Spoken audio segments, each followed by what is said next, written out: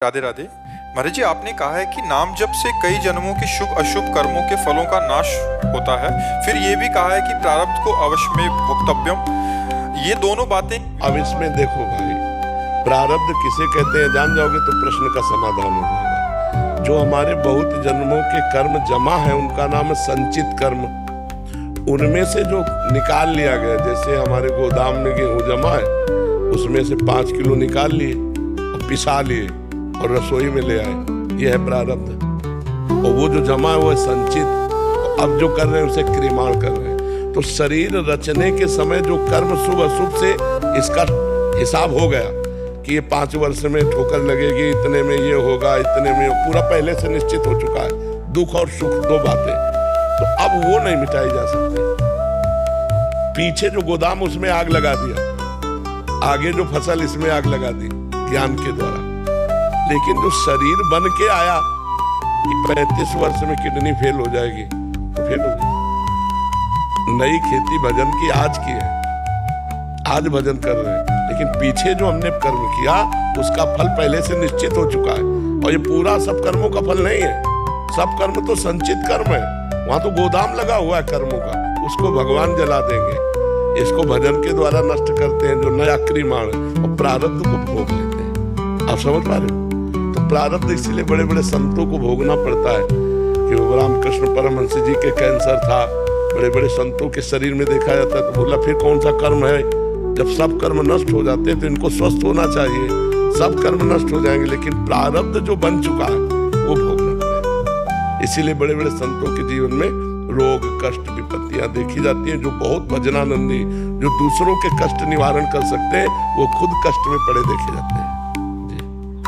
खुश जी पंजाब से।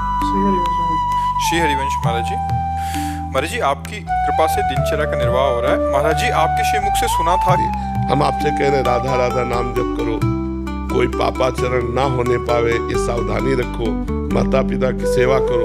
तो आप हमारी ही सेवा कर रहे हैं, आप हमारे ही समीप हैं, और आपका अहंकार नहीं बढ़ेगा। क्यों? जैसे हम तो माता पिता की सेवा करते हैं पर गुरु जी की आज्ञा से करते हैं, इसमें मेरा क्या? हम तो भजन करते हैं लेकिन गुरु जी की कृपा से करते हैं, इसमें मेरा क्या? तो अहंकार नहीं बन पाएगा। गुरु कृपा है इसलिए अहंकार आप पर शासन नहीं कर सकता। तो हमें लगता है कि गुरु के समीप रहना ही गुरु की समीपता नहीं है, गुरु की आज्ञा का पालन करना ही गुरु की समीपता है। सही माने में समीप रहना कोई खास बात नहीं है, समझ रहे ना? तो जो भी जुड़े हैं वो सच्चाई से जुड़े, आचरण अच्छे रखें, और हर बात में सोचें कि भगवत कृपा, श्री जी की कृपा, गुरु जी की कृपा। तो वो जहां है वहीं उनको गुरु सानिध्य का अनुभव होगा, गुरु कृपा का अनुभव होगा। अहंकार तब आता है जब हम कर्ता बनते हैं कि हमने 10 साल से फलाहार रखा है, अन्न नहीं पाया, अब इस बात का अहंकार है। और अगर गुरु की आज्ञा है कि 10 साल फलाहार रहना है तो तुम्हें अहंकार आएगा ही नहीं कि गुरु जी ने कहा कि अब तुम्हें फलाहार रहना, तो हम तो रह रहे हैं, हमारी सामर्थ्य क्या हो, तो गुरु कृपा से रह रहे हैं। ऐसे अहंकार रहित हो जाता है। हर जगह भगवत कृपा, गुरु कृपा कह के बात करो, और जहाँ अहंकार है वहाँ गुरु कृपा देखो।